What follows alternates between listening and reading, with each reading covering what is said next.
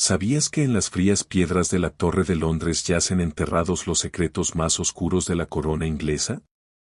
Esta noche, vamos a desentrañar el misterio que ha atormentado a historiadores durante más de 500 años.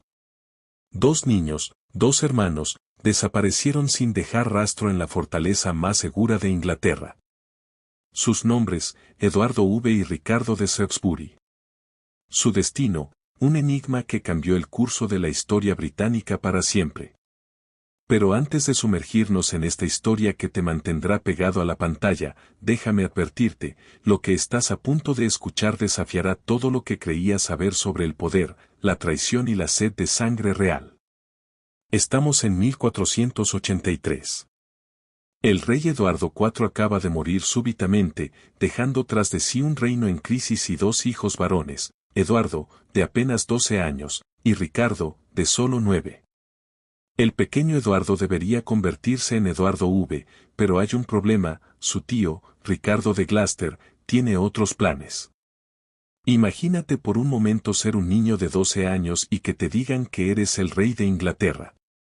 Suena emocionante, ¿verdad? Pero Eduardo V nunca llegó a ser coronado. En su lugar, fue llevado a la Torre de Londres, supuestamente para su protección. Aquí es donde la historia se vuelve verdaderamente siniestra. La Torre de Londres no era solo una fortaleza, era una prisión de máxima seguridad donde habían muerto los enemigos más peligrosos de la corona. Y ahora, dos niños inocentes estaban siendo llevados allí por su propio tío.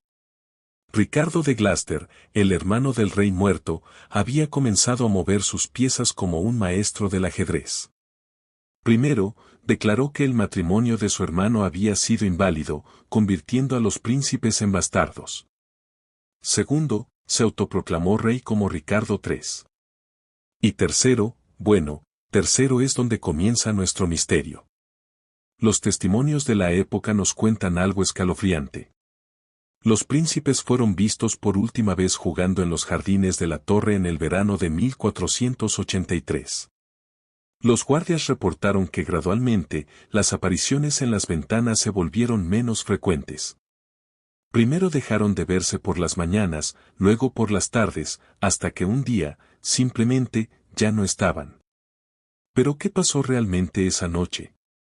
La teoría más popular, y quizás la más aterradora, es que Ricardo III ordenó el asesinato de sus propios sobrinos. Según esta versión, contrató a James Tyrrell, un caballero de confianza, para hacer el trabajo sucio. La historia cuenta que los niños fueron ahogados en sus camas con almohadas, sus pequeños cuerpos convulsionándose en la oscuridad hasta que, silencio. Pero espera, hay más. Algunos historiadores creen que Henry Stafford, el duque de Buckingham, fue el verdadero asesino. ¿Su motivo? Eliminar a los príncipes para después culpar a Ricardo III y tomar el poder para sí mismo. Una traición dentro de otra traición. ¿Y si te dijera que los príncipes nunca murieron en la torre? Existe una teoría que sugiere que fueron sacados en secreto y vivieron bajo identidades falsas. De hecho, años después aparecieron varios impostores reclamando ser uno de los príncipes perdidos. En 1674, casi 200 años después, unos trabajadores que renovaban una escalera en la Torre de Londres hicieron un descubrimiento macabro. Encontraron una caja de madera conteniendo los esqueletos de dos niños. Los huesos fueron examinados y parecían corresponder a las edades de los príncipes desaparecidos. Pero aquí viene lo más perturbador. Los esqueletos mostraban signos de violencia. ¿Finalmente habían encontrado la evidencia del crimen más famoso de la historia inglesa?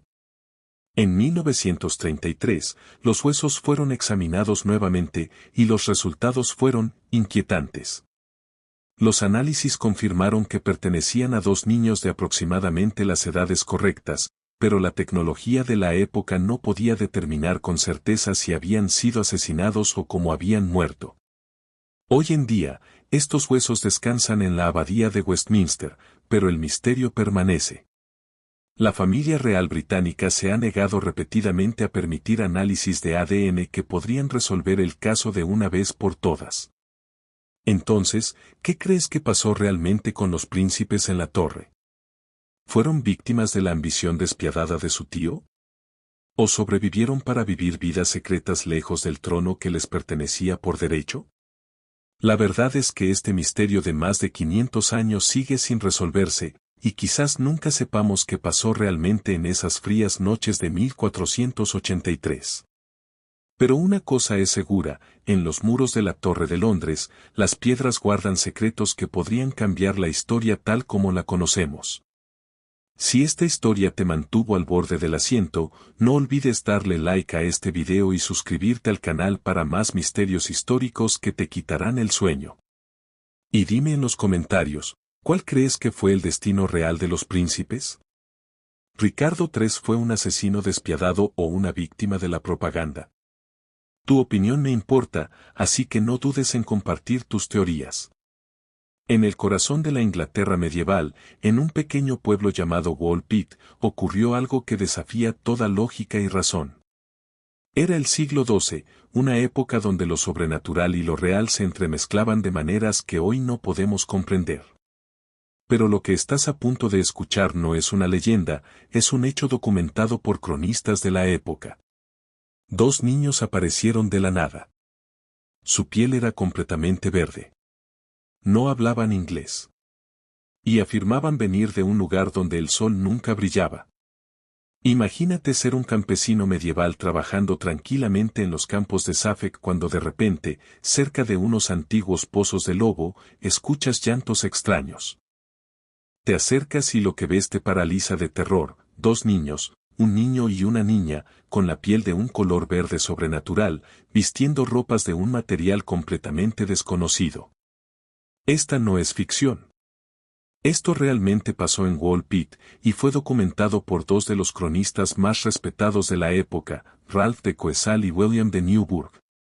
Ambos eran hombres de iglesia, educados, y no tenían razón alguna para inventar esta historia. Los aldeanos, aterrorizados pero compasivos, llevaron a los niños al pueblo. Pero aquí es donde la historia se vuelve aún más extraña. Los niños se negaban a comer cualquier alimento que les ofrecieran. Pan, carne, frutas, nada les parecía familiar. Estaban literalmente muriendo de hambre hasta que alguien trajo judías verdes frescas. Solo entonces los niños mostraron interés. Se abalanzaron sobre las judías como si fuera lo único que conocieran. Durante semanas, fue lo único que comieron. ¿Pero qué idioma hablaban? Nadie en Woolpit podía entenderlos. Sus palabras eran completamente ajenas, no se parecían al latín, al inglés antiguo, o a cualquier lengua conocida en Europa. Sonaba como si vinieran de otro mundo.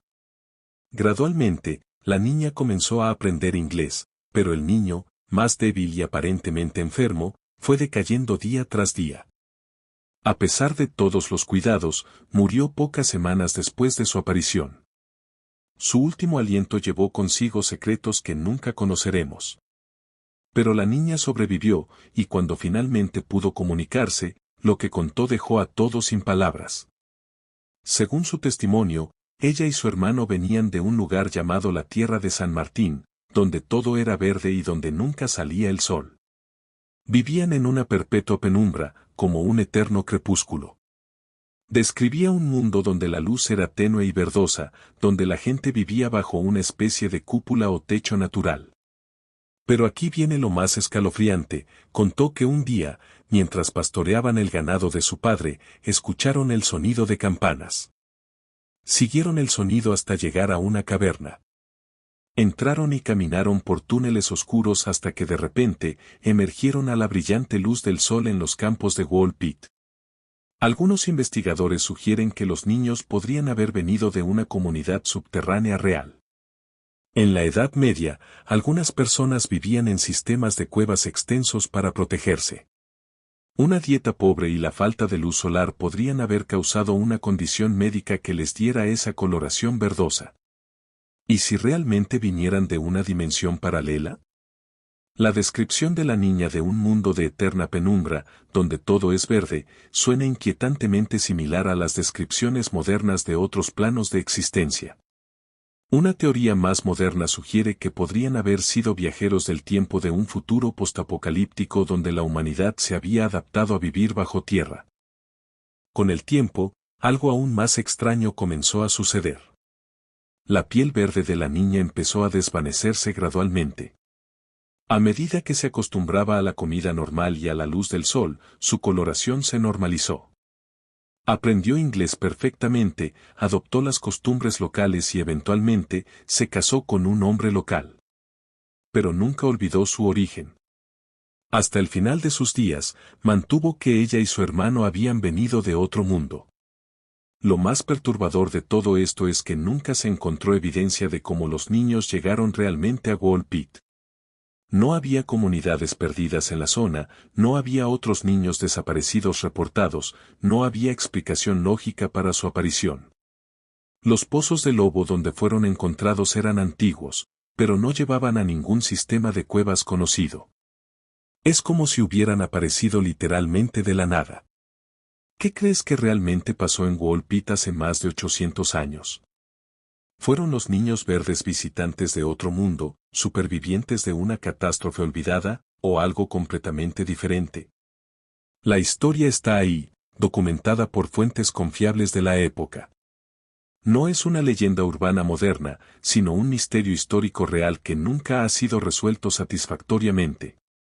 Si esta historia te fascinó tanto como a mí, dale like al video y suscríbete para más misterios que desafían nuestra comprensión de la historia. ¿Crees en la posibilidad de mundos paralelos? ¿O piensas que hay una explicación racional para todo esto? Déjame saber tu teoría en los comentarios, porque historias como esta nos recuerdan que nuestro mundo está lleno de misterios que aún no hemos logrado resolver. Durante más de 2000 años, una sola reliquia ha obsesionado a reyes, caballeros, arqueólogos y aventureros por igual. Una copa, un cáliz, un objeto que según la leyenda, contuvo la sangre del mismo Cristo y otorga vida eterna a quien beba de él. Esta noche, vamos tras las huellas del tesoro más buscado de la historia humana, el Santo Grial. Pero te advierto, esta búsqueda nos llevará a través de siglos de guerras, traiciones, sociedades secretas y misterios que han costado miles de vidas. ¿Estás listo para descubrir la verdad detrás del objeto más sagrado del cristianismo? Todo comenzó en una colina llamada Gólgota, en las afueras de Jerusalén, hace aproximadamente 2000 años. Según la tradición cristiana, José de Arimatea, un rico comerciante y seguidor secreto de Jesús, recogió la sangre que goteaba de las heridas del crucificado en una copa que había sido usada durante la última cena. Pero aquí comienza nuestro primer misterio, ¿realmente existió esta copa? Los evangelios mencionan que José de Arimatea pidió el cuerpo de Cristo para darle sepultura, pero no mencionan nada sobre recoger su sangre. Esta parte de la historia aparece siglos después, en textos medievales que mezclan leyenda con fe. Según las leyendas más antiguas, José de Arimatea huyó de Palestina llevando consigo el preciado cáliz. Su destino, las brumosas islas de Britania, específicamente Glastonbury, en Inglaterra. Se dice que allí fundó la primera iglesia cristiana de las Islas Británicas y escondió el Grial en un lugar seguro. Pero durante los siguientes 1000 años, el Grial desaparece completamente de los registros históricos. Es como si se hubiera desvanecido en las nieblas del tiempo, esperando el momento perfecto para reaparecer. En el siglo XII, algo extraordinario sucedió. Los trovadores franceses comenzaron a contar historias sobre un cáliz mágico que otorgaba vida eterna y poderes sobrenaturales. Chrétien de Troyes escribió sobre él, y gradualmente, la búsqueda del Grial se convirtió en la obsesión de los caballeros de la mesa redonda. Pero aquí viene lo fascinante, ¿por qué exactamente en el siglo XII? ¿Qué pasó en esa época que reavivó el interés en esta reliquia perdida? Aquí es donde nuestra historia se vuelve verdaderamente intrigante. Los caballeros templarios, la orden militar más poderosa de la cristiandad medieval, habían estado excavando bajo el templo de Salomón en Jerusalén durante décadas. Oficialmente, protegían a los peregrinos, pero las evidencias sugieren que estaban buscando algo específico. En 1119, 9 caballeros franceses llegaron a Jerusalén y convencieron al rey Balduino II de permitirles establecerse en el sitio del antiguo templo. Durante 9 años, prácticamente no hicieron nada más que excavar. ¿Qué estaban buscando? Algunos historiadores creen que encontraron tesoros incalculables, conocimientos secretos, y posiblemente, el Santo Grial. Los templarios se volvieron increíblemente ricos y poderosos de la noche a la mañana. Desarrollaron el primer sistema bancario internacional, construyeron fortalezas por toda Europa y mantuvieron rituales secretos que solo los iniciados conocían. Pero en 1307, el rey Felipe IV de Francia, envidioso de su poder y endeudado con ellos, ordenó su arresto masivo. Los cargos, herejía, adoración al demonio, y posesión de reliquias blasfemas. La noche antes del arresto, una flota de barcos templarios desapareció del puerto de La Rochelle, llevándose consigo el tesoro más valioso de la orden. ¿Era el Grial parte de ese tesoro perdido? En la Catedral de Valencia, España, se conserva una copa de ágata que muchos creen que es el verdadero Grial.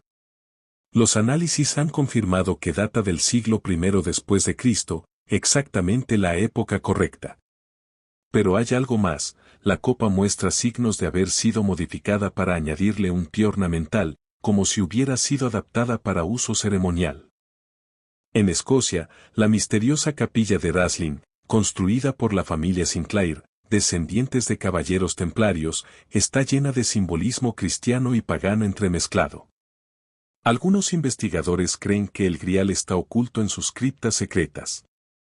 En León, España, se conserva otro candidato, un cáliz de oro y piedras preciosas que según la tradición, fue hecho con fragmentos de la copa original. Los análisis arqueológicos han revelado técnicas de construcción del siglo I después de Cristo. Durante la Segunda Guerra Mundial, Heinrich Himmler, obsesionado con lo oculto, creó la Ahnenerbe, una organización dedicada a buscar artefactos místicos para el Reich. El Santo Grial era su objetivo principal. Los nazis enviaron expediciones a España, Francia y hasta el Tíbet buscando el cáliz sagrado. Creían que quien poseyera el Grial tendría el poder divino de su lado y sería invencible en la guerra. Afortunadamente, nunca lo encontraron, o al menos, eso esperamos. Dan Brown no fue el primero en sugerir esta teoría. Algunos investigadores proponen que Sangrial es una corrupción de sangre real, refiriéndose no a una copa, sino al linaje de Cristo. Según esta teoría, María Magdalena habría llegado a Francia embarazada de Jesús, estableciendo una dinastía secreta. Una teoría moderna sugiere que el Grial no es un objeto físico, sino un estado de conciencia o conocimiento. Representaría la iluminación espiritual completa, el acceso a dimensiones superiores de realidad. ¿Y si el Grial realmente existe, pero está protegido por tecnología que no comprendemos?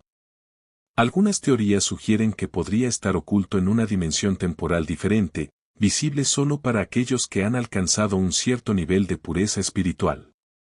Después de 2000 años de búsqueda, docenas de candidatos y miles de teorías, el Santo Grial sigue siendo esquivo. Cada pista nos lleva a nuevos misterios, cada descubrimiento genera más preguntas. ¿Es posible que el verdadero Grial nunca fuera encontrado porque estamos buscando en el lugar equivocado? ¿O porque no es lo que creemos que es? La búsqueda del Santo Grial representa algo más que la cacería de una reliquia.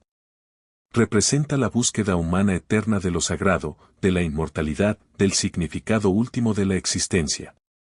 Quizás el verdadero poder del Grial no esté en poseerlo, sino en buscarlo. En esa búsqueda, la humanidad ha creado algunas de sus más grandes obras de arte, literatura y arquitectura. ¿Encontraremos algún día el Santo Grial? O más importante aún, ¿qué encontraremos sobre nosotros mismos en el proceso de buscarlo?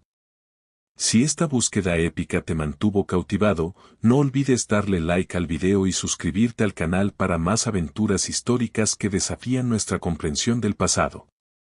¿Crees que el Santo Grial existe realmente? ¿Cuál de todas las teorías te parece más convincente? Comparte tu opinión en los comentarios y únete a esta búsqueda milenaria que continúa hasta el día de hoy.